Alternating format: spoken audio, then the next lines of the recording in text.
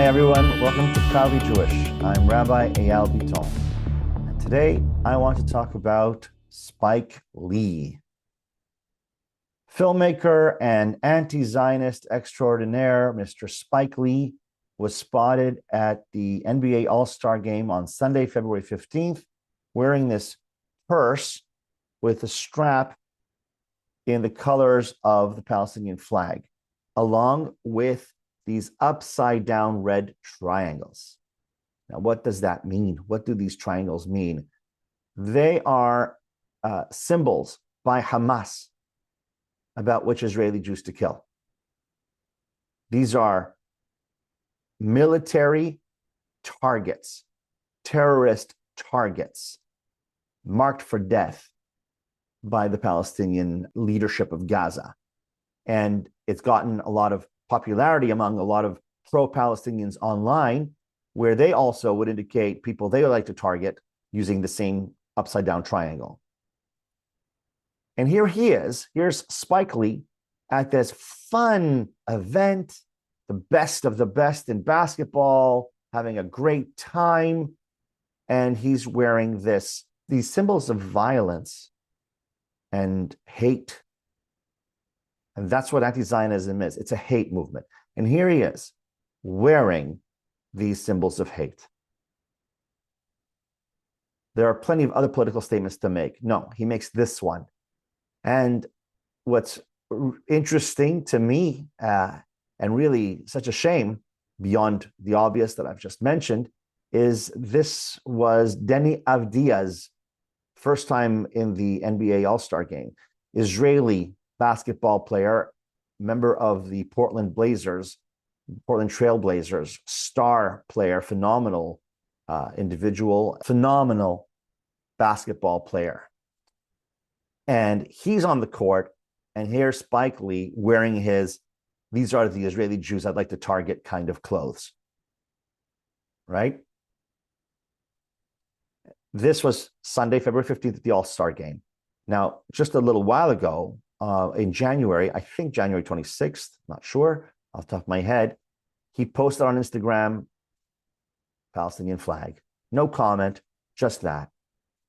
So here's someone who has publicly announced basically that he is very much pro-Palestinian. Now, this also goes to a very poignant point, in my view, which is the post-October 7th pro-Palestinians. Did Spike Lee wear his Palestinian garb before October 7th, 2023? Did he post a Palestine flag before October 7th, 2023? Did he show his great affinity for the Palestinian people before Palestinians committed the greatest massacre of Jews since the Holocaust? Or did he choose to show that affinity towards Palestinians only after the Palestinians committed the greatest massacre of Jews since the Holocaust? I assume he was pro-Palestinian before. But this activism, this public display, this need to announce to the world that he stands by them in their desire to destroy the Jewish state, because that's what this is about. This is what Hamas is about. This is what October 7th, 2023 was about. Now, some of you might say, no. He didn't post on October 7th or 8th or 9th. He waited because it's really the Israeli response that has really galvanized him into action. I reject that entirely. Why? Because if that were the case, if that were true, if the truth was that he was galvanized to be more pro-Palestinian only after the Israeli response, then surely he would have posted in favor of Israel on October 7th and 8th and 9th and 10th, right? The greatest massacre of Jews since the Holocaust in the most intimately gruesome and heinous way. The accounts are savage, barbaric, hate-filled. So surely, if he's upset with this response, then he was in favor of Israel right after the Great Massacre of October 7th, 2023, right? No, there's no such post by Spike Lee. He's not wearing Israeli garb. He's not wearing "I stand with Jews" pins or whatever after October 7th or any time between then and now. No, so that's a nonsense argument. That's an argument that people put forward to make it, because they really want to say, you know why we hate Jews? Because of you. You know why we hate Israelis? Because of Israelis. You know why we hate Israelis? Because of Netanyahu. It's justification. But the proof is not there. The proof does not back them up.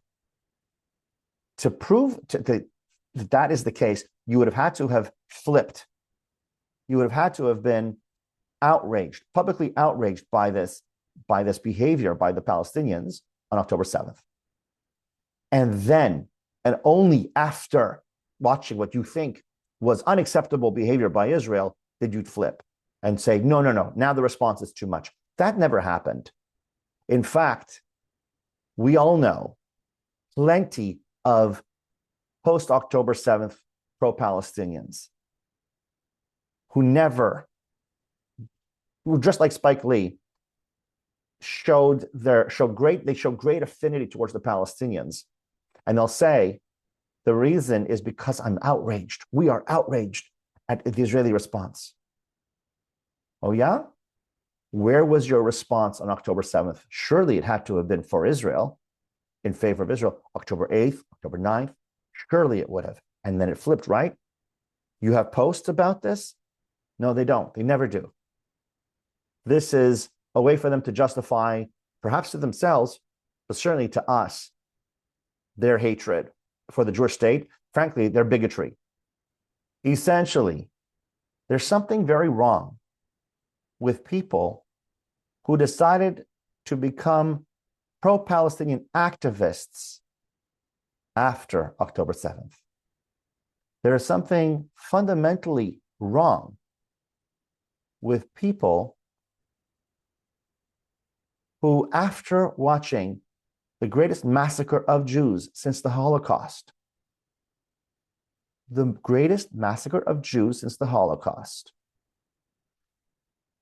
only after that did they become more pro-Palestinian than they ever had been in their lives beforehand. You decided to become more pro-Palestinian than you ever had before, only after Palestinians committed the greatest massacre of Jews since the Holocaust. And then you claim that it's because, no, it's only after the response. No, there's no record of you, Spike Lee or others, there's no record of you stepping up and expressing great outrage at this slaughter and really standing shoulder to shoulder with the Jewish people. When there's no record of that, then what you're claiming is nonsense. It's not to be believed. It's not truthful. And again, I don't know if you, Spike Lee and others, are lying to yourselves or just to us. But there is no truth to this argument of yours. So to explore this idea just a little bit more for a moment, when people say that they became more pro-Palestinian or more anti-Israel only following Israel's response, besides what I've already said here, what was the number? Go ahead and ask them. What was the number of Palestinian dead? What was that number? Was it 20,000, 30,000, or was it 1? Was it 10? Was it 25? What was that number that made them go, this is too much, out of hand? What was the number? When did you flip? Again, these people did not flip. There was never a moment where they were posting pro-Israel arguments or showing up at demonstrations against the Palestinians for the October 7th massacre. But again, just to entertain, just to humor the idea, if someone is saying it's because of the response, then what was that number? And why was it that number that made these people go, now it's too much, and I'm for the other side now? And why is it with that number? Why is it that you're outraged at the number of Hamas fighters, terrorists, rapists that were killed? Why do you count them in your list? I encourage the Jews out there who are part of and allies who are for Jewish peoplehood, who are against anti-Zionism, to call these people out and ask them these questions. When did you flip? Did you flip? Then what was the number of dead Palestinians that made you go, this is too much? What was that number and why? And why is it that you're counting Hamas murderers and rapists among that number? Why are you outraged at that number? Why are you outraged at the number of Hamas deaths? Humor them with that and find out. Because I believe that they're being disingenuous. It's just a tool of argumentation. It is not an actual reason. And this is what Spike Lee's about. This is what Spike Lee represents to me. This public statement of hate towards Jewish peoplehood, towards the Jewish state. A great hate. That triangle, that upside down triangle, is a call to murder Jews, a call to murder Israelis. This is not about getting along. It is not about anything else but hate towards Jewish peoplehood and particularly Israel. To see that on public display by such a public persona is upsetting, to say the least. I have no love for Spike Lee. He's not an idol of mine. So I haven't idolized this. It's hard sometimes when you idolize somebody and then they let you down. That's not the case with Spike Lee for me. Perhaps it is for some of my viewers. I don't know. I'd be curious to know, but not for me. But that's secondary. The idea that you have someone who's so visible in the public eye, making such a statement, embracing this hate movement, and on a day of joy, is upsetting. It's also a sign that anti-Zionism, this hate movement, this movement of great bigotry, has become mainstream. Celebrities, I think I'll do another episode about celebrities, but celebrities like Spike Lee can step forward and feel comfortable and proud to wear these symbols of hate. Should be upsetting to everybody, not just Jews, not just Israelis or lovers of Zion, of Israel, allies. It should be upsetting to everyone.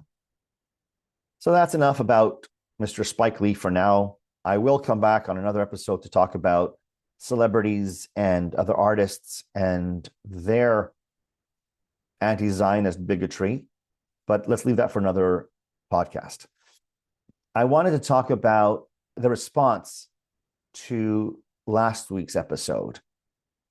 As always, whenever I release something on any platform, there's hate. There's lots of hate. And it's to be expected. I've seen it before. It's happened to me every time. So one of the themes that comes back over and over again is, oh, you're playing the victim. Oh, Jews and their victimhood. Oh, and no, you're not a victim at all. We don't respect your victimhood. That kind of thing. Here's what they don't understand. While we are indeed victimized, Jews are victimized. Well, we are indeed the most targeted group historically and today. We do not view ourselves as victims. We do not view ourselves as victims. And in today's world, there's great value placed on victimhood, right? You're higher on the echelon if you're a victim. It's the oppressor Olympics. So the oppressed Olympics, basically. Who's the most oppressed, gets most sympathy from people. And the idea that Jews can be on that echelon at all is upsetting to a great many because they don't see us as victims. And we don't see ourselves as victims, even though we have been victimized. And this is what those people making comments on my platforms, when I post some of these videos on Instagram or Threads or TikTok, the comments are hateful. But again, when it comes to victimhood, they don't get it. They don't get it.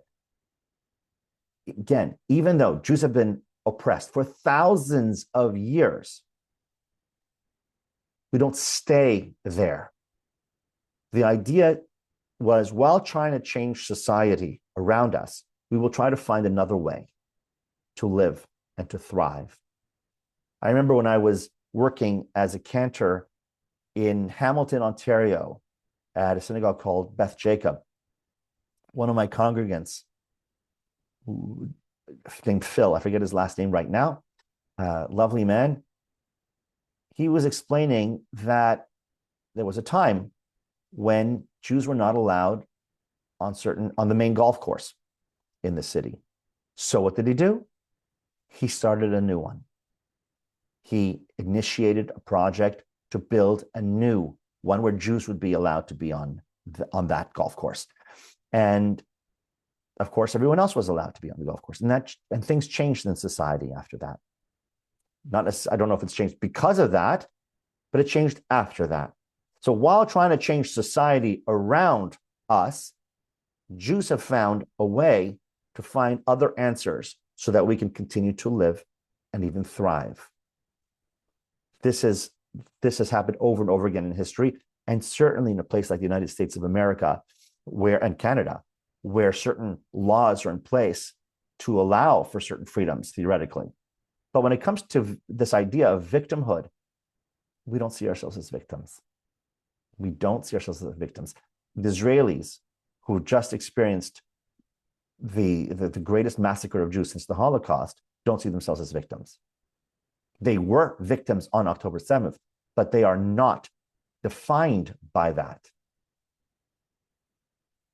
So the people who are going to accuse me and Jews of playing the victim, you don't get it, and it'd be great if you did get it, but if you don't, that's okay. We know who we are. We know that we're not victims. We will continue to identify the injustices that occur to us. We will continue to seek change in society around us. But victimhood is not an identity for us. Jewish pride in being a member of this storied people, that's who we are.